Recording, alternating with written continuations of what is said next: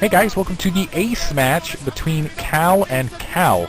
So we have Shine Cal versus Sizz Cal. I guess we'll just say Shine and Cal to keep it simple. But I have never seen Shine play, actually. Not this Shine. I'm used to the Terran Shine. Maybe they'll have a game plan out for it, but this is a crazy guy to put out against a really high quality player like Cal. I would have expected to see a July Zerg or anyone, basically, Nada, mine, someone, not Cal on Neo Medusa. Maybe he has a game plan in mind. It looks like we have Cal starting at the 10 o'clock position as the white protoss, and Shine at the 6 o'clock position as the purple Zerg.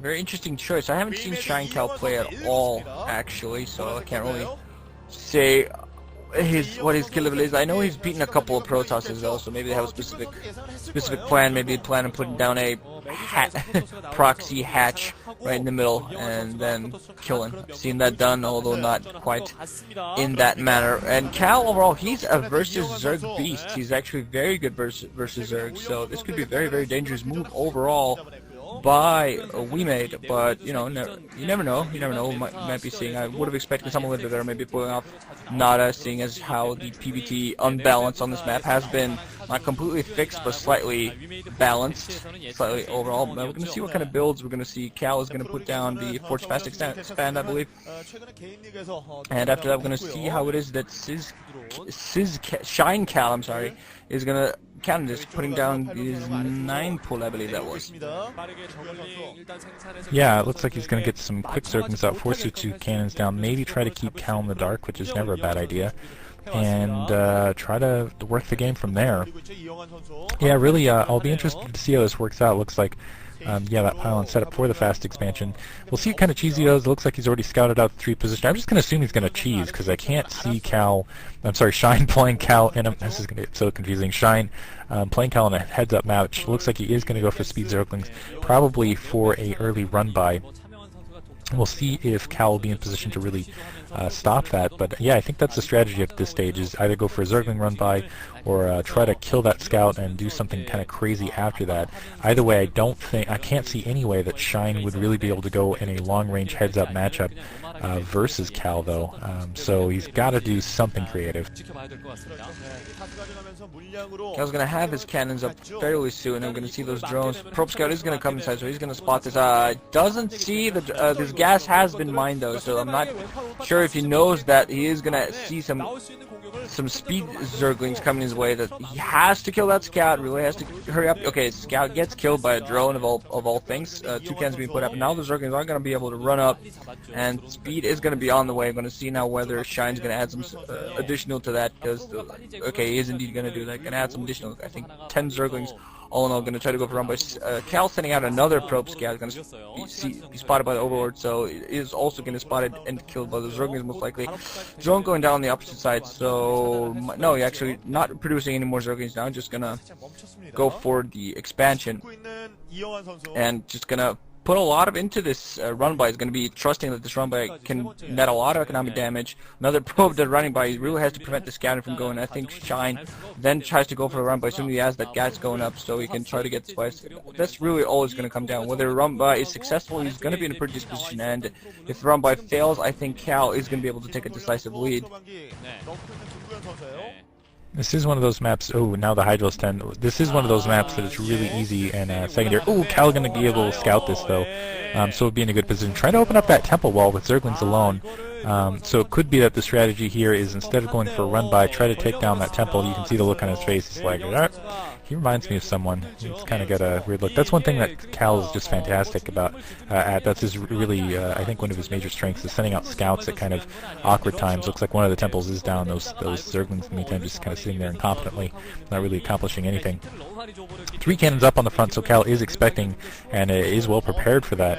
And that'll also help in case there's a 2-hatch Hydro break. But yeah, it looks like at this stage, Shine's plan is to go up that temple wall and try to attack from behind. Yeah, so far it just has those Zerglings out there. I'm not seeing any more additional forces for this second hatchery. His natural almost going out. The Zerglings just going adamant at that one, at those temples, but of course it does take a lot of time. Third cannon on the opposite side for Cal, so he's gonna be fairly careful in that. We're gonna see where he adds some zealots fairly soon to help defend that. overall so far being produced, and now Shine just getting his stuff going, and now Cal's gonna have his natural and put down his cybernetics core, and now he has a decisive economic lead. While Shine, he really has to do some sort of economic damage. If he actually manages to get this done, take down those temples, he's producing some Hydras alongside, so really has to go for push, do some sort of damage, because the longer this game goes on, the much larger advantage does Cal actually get, and zerg is still going to focus on those stuff, but I think Cal actually managed to spot that. He really has to put a pylon and a cannon behind that to help defend that, though. One zealot there to help defend him as well, and we're probably going to see this target coming up fairly soon as well. And yeah, it looks like a couple zerglings being produced, and really I expect to see lurkers, so a 2-hatch lurker build would be what I'd normally expect to see. There's that Corsair. The question is will that Corsair be out in time, and will it go over that temple wall to kind of see what's going on? More Hydralisks now being produced. Maybe in Neo Medusa they reduced the amount of temples that are out backside. Probe cycling back to that temple topside, they should be able to see the zerglings just kind of hammering away at it. And this could also be kind of a distraction attack to try to draw some forces back there. Again, it's like 15 temples back there, and hopefully that Overlord doesn't die. That would have been disastrous. Single Zealot kind of wandering out in the front, being a little bit aggressive. Now that probe, yeah, seeing the Zerglings just hammering away. But it's going to be a long time before they are anywhere near taking that down. And now Cal, yeah, getting the cybernetics core, I'm sorry, the Citadel of Adun, as well as the cannon in the back of his base. And also putting an additional cannon on his front door. I can't see this working out for Shine without some amazing micromanagement.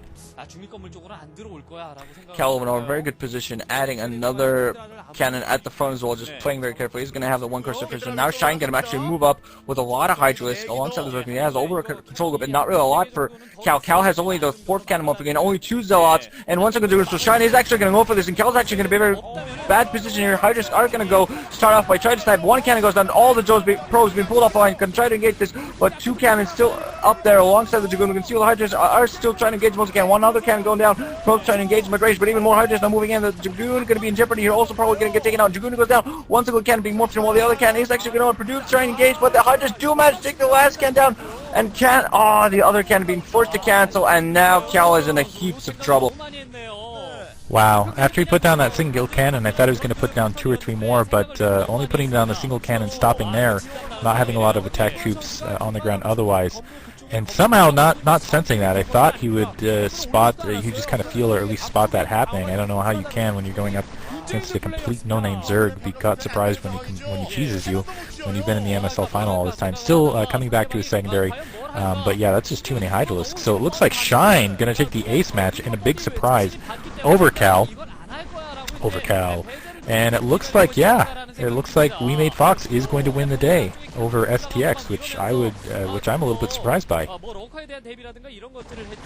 Overall, yeah, Cal being taken with his pants down, really, just finally getting into that GG, and Shine Cal's the hero for the day, at least, helping Wemade Fox move a little bit higher up the rankings because they're not doing too well. Where STX desperately trying to hold themselves in there in the top 6. So they can get to playoffs. You're going to see Cal going to be a little bit disappointed there. Most likely the tallest player to ever play professional StarCraft. Don't know who Shine Cal really reminds me of, but he's very familiar. So the Fox are going to come away there with a proud victory. And so we didn't get to see Nada, but what are you going to do? You can't be fanboyism to the max, but what are you going to do? So good games overall. Thanks a lot, Diggity, for having me alongside. And yeah, that is that. Thanks for listening. 거기에 이제 제대로 맞춰가지를 못했네요. 김구현 선수가 일찍 히드리스크 대를 본 게 상황적으로는 좋은 상황이었는데 오히려 그게 경기상에서는 좀 나쁜 영향을 미친 것 같아요. 그렇죠. 네. 확실하게 정찰을 통해서 상당히 의도를 알아차렸습니다만 그 전략에 의해서 뚫렸습니다. 네, 그러니까 저글링으로 중립 건물을 때리는 그런 행위 자체도 일단은 프로토스에게 그쪽 지역에 자원을 좀 써라. 네. 그래서 안바닥 쪽에 캐논 라인을 좀 얇게 만들어 놓는 그런 역할이기도 한데 아예 건물이 안 올라왔거든요. 그렇죠. 그런데도 불구하고 이렇게 뚫렸다는 것은 김구현 선수가 오늘 경기 상당히 좀 안 풀렸고 컨디션이 썩 좋지 않은 듯한 그런 모습을 엿볼 수가 있었습니다. 네, 에이스가 전략에서 이영호 선수 승리를 따내고 오늘 경기에서도 위메드 폭스가 STX를 꺾었습니다. 0809 시즌 들어서 위메드 폭스가 STX를 단 한 번도 패배를 하지 않았어요. 1, 2, 3, 4라운드까지 지금까지 모두 STX 소울팀에게 아주 강한 면모를 보이면서 지금 STX 소울팀에게 4연승을 거두고 있는 위메이드 폭스죠. 네, 그렇습니다. 이번 경기 마지막 경기를 이영환 선수가 승리를 장식을 하고 3대